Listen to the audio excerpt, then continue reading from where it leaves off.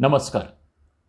WhatsApp post पंढरीची वारी कापडं वारकऱ्यांची.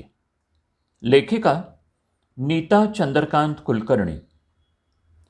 वारीचं कुतूहल काही केल्या उलगडतच नाही. त्यातल्या प्रत्येक गोष्टीचं कौतुक अप्रूप वाटत राहतं. मला तर या वारकऱ्यांच्या पांढऱ्या कपड्यांचं पण वाटतं. शर्ट, पायजमा, टोपी, पांढरे शुभ्र. इतके पांढरे कपडे घालून कसं काय लोक येतात, त्याविषयी विचारावं असं वाटलं. आळंदी पुणे वारीला गेले होते तेव्हा त्यांच्याशी संवाद साधला. त्यातल्या काही दादांनी जे सांगितलं ते खरंच ऐकण्यासारखं आहे. आम्ही हे कपडे फक्त वारीलाच घालतो, इतर वेळेस नाही. घरी गेलो की भट्टीला देतो आणि आणून बांधून ठेवून देतो, मग पुढच्या वर्षीच काढतो. मला माझी बहीण घेऊन देते बघा. तिच्या घरचं खटलं खूप मोठं आहे. तिला वारीला यायला कधीच जमत नाही. म्हणते, तुला कपडे तरी घेते रे, तेवढंच मला समाधान. पुढे एक दादा म्हणाले, माझी आई माझ्यासाठी कपडे शिवते, मशीन काम येतं तिला, किती छान शिवते बघा ना. असं म्हणून दादांनी उभं राहून पायजमा शर्ट दाखवला. त्यांना त्यांच्या आईचं कौतुक आणि अभिमान आहे याचा मला खरंच फार आनंद झाला. हा बघा सोपाना, याचा भाऊ याचा लई लाडकोड करतोय बघा, तोच देतो याला नवीन कपडं घेऊन, एक दादा सांगत होते. वयाने थोडा लहान असलेला सोपाना खुशीत येऊन हसत होता. माझी बायको अंगणवाडीत शिक्षिका आहे. आमच्या गावी चांगली कापडं भेटत नाहीत बघा. बायको तालुक्याला जाऊन माझ्यासाठी घेऊन येते. किती कपडे घेऊन येता हो, मी विचारलं. पावसा पाण्यात भिजतात म्हणून पुरेसे जोड घेऊन यावं लागतात बघा, एक एक जण सांगत होते. मी ऐकत होते. एकाने तर सांगितलं की वारकऱ्यांनी वारीत घातलेले हे कपडे दुसरे लोक आनंदाने मागून नेतात, कौतुकानं घालतात. हे ऐकून तर माझे डोळे अगदी भरून आले. किती निर्मळ श्रद्धा. वारीत पंढरीला जाऊन आलेल्या त्या कपड्यांचं पण अप्रूप असावं. किती भक्तिभाव. आपली संस्कृती किती संवेदनशील आहे याचीच यातून आपल्याला प्रचिती येते. लोकांना वारकऱ्यांच्या साध्या कपड्यातून सुद्धा विठ्ठलाशी जवळीक साधावीशी वाटते. वारीला निघालेल्या आया बहिणी शेजारीच बसल्या होत्या. त्यांच्याकडे बघितलं. सगळ्या जणींच्या अंगावर साध्या सुध्या साड्या होत्या. त्या आमचं बोलणं ऐकत होत्या.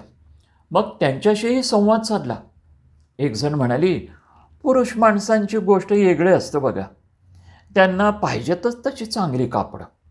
आमच्या बायकांचं काय हो, वारीत यायला मिळालं याचाच आम्हाला आनंद होतो बघा.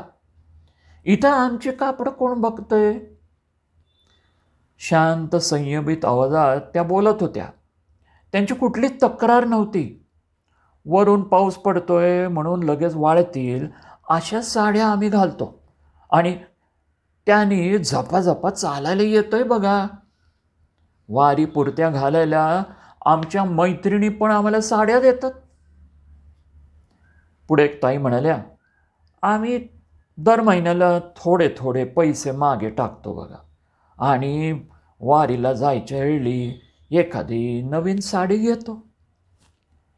सगळ्या बायका गप्पा मारत काही काही सांगत होत्या. अहो, हिचा मुलगा अमेरिकेत आहे, पण तिला कसला गर्व नाही बघा, ती आमच्यातच बसतीये. मी ताईंना म्हटलं, अरे वा, तुमचा मुलगा तिकडे आहे. पांडुरंगानं बुद्धी दिली म्हणून शिकला. आता बक्कळ पोरं तिकडे जात आहेत, त्याचं काय. तो गेला म्हणून आपण आपला धर्म सोडायचा का काय. त्या अगदी सहजपणे म्हणाल्या. जीवनाचं साधं सोपं तत्त्वज्ञान घेऊन या बायका जगत असतात. हा लहान, हा मोठा, हा भेदभाव त्यांच्यात नसतोच. ह्या खऱ्या खुऱ्या वारकरणी होत्या. देहभान विसरून आळंदी ते पंढरपूर पायी चालणाऱ्या, श्रद्धा, भक्ती आणि विठुरायावरचं अढळ प्रेम त्यांना चालण्याचं बळ देतं. त्यांच्या कपड्यांकडे लक्ष जाण्यापेक्षा त्यांच्या आतल्या निर्मळ अंतःकरणाचे दर्शन मला झालं. एक बाई उभी राहिली, डोक्यावरून पदर घेतला. दुसरीने तिच्या डोक्यावर विठ्ठल रुक्मिणीची मूर्ती ठेवली. मी बघत होते आणि न राहून विचारलं, ताई, कसं चालतं हो इतकी जड मूर्ती डोक्यावर घेऊन? ती पटकन म्हणाली, देवाचं कुठं ओझं असतंय का? मनात आलं, इतका सोज्वळ भक्तिभाव असलेल्यांनाच वारी करायला मिळते. वारकऱ्यांच्या अंगावरच्या पांढऱ्या कपड्यांसारखंच अंतरंग पांढरं स्वच्छ शुद्ध आहे. ही मोठी मोलाची गोष्ट आहे. वारी काय काय शिकवते ना आपल्याला. खरंच. धन्यवाद.